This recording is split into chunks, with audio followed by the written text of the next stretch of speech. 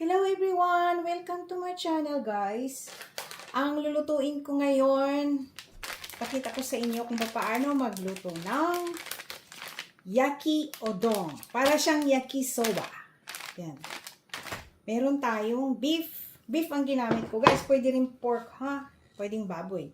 So, ang gulay, veggies, carrots, onion, pepper, dry mushroom. Pwede yung fresh mushroom. And meron tayong ginger. At meron tayong cabbage. At onion. White onion. So, ang sauce natin is yung Japanese osake, shoyu, and mirin. Yan. Ganito ang hiwa guys ha. Panoorin nyo na lang. Nahiwa ko na siya para hindi tayo magkahabag-gahol sa oras. Yan. Tapos yung beef, ibabad ko na sa shoyu. Yan. And mirin. Japanese mirin. Naibabad ko na yan. Soy sauce. At pepper. And lagyan nyo siya ng pepper, garlic powder, and pepper. Pwede nyo rin lagyan ng sesame oil. Yan. Sesame oil guys para mabango. Yan. And, before that, ang udong natin is pakukuluan nyo ng lagyan sesame oil. Konti lang guys ha. Huwag naman masyadong mabango yung lasang-lasang sesame oil. Itong natin, magpakulo na kayo. Pakuluan nyo na ng tubig. Ng tubig na mainit itong udong. Ang udong dito sa Japan, mas maganda kasi yung udong na nasa freezer. Sa Japan, masarap ang udong. Ito kasi dito sa Amerika, ganyan. Ito yung udong nila rito. Yan. Sandali lang. Good for 2 minutes lang. Ayos na yan. Okay? Para lang siya magkahiwalay-hiwalay. Tsaka malambot ng konti. Kaya na siya guys. Malambot na siya ng konti. 1 minute. Ayan. Paunin nyo na siya guys. And ilagay nyo na yung frying pan para igisa na natin. Okay? Guys, unahin nyo yung luya. Okay? Ang dami nito, hindi natin mauubos siya. And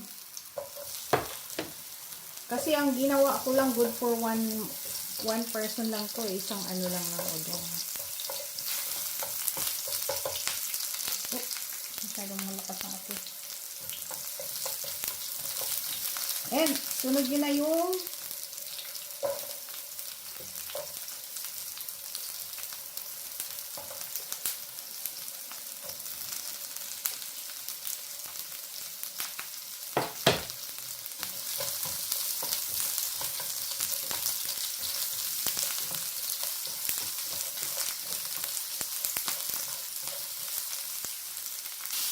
ilagay ko na yung karne guys, hindi ko inubos sa dami. Ayan. Dito nyo ilagay ang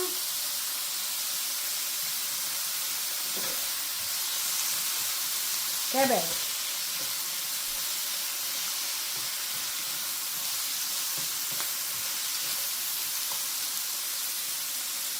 Ay, ilagay nyo na rin tong pepper,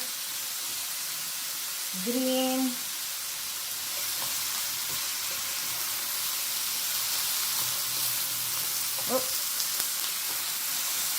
yan, palutuan nyo ng konti.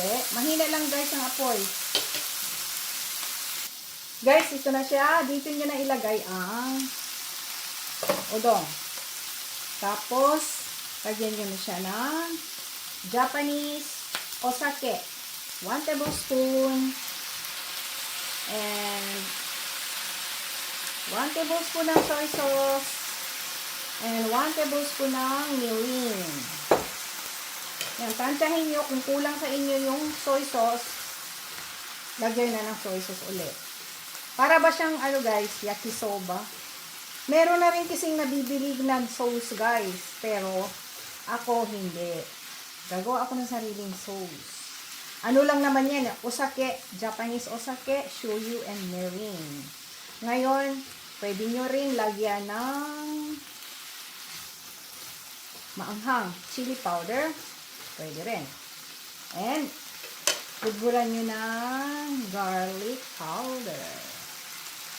And, kaunting sesame oil. Okay, palutuin nyo na. Guys, tingnan nyo, oh.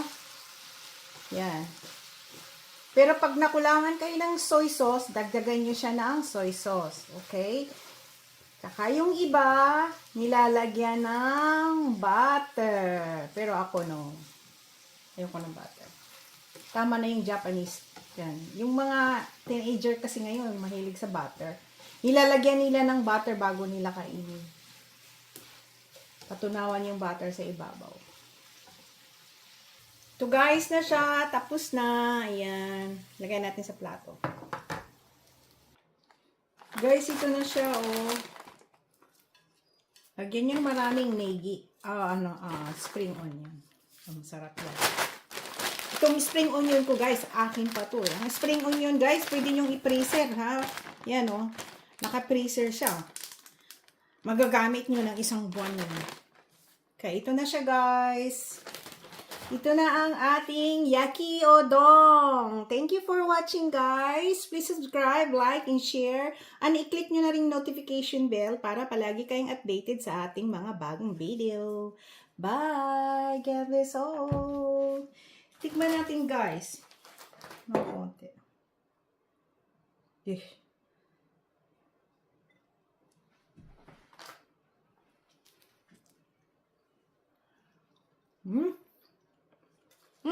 Ha? Ang sarap pala yung udong. Bye!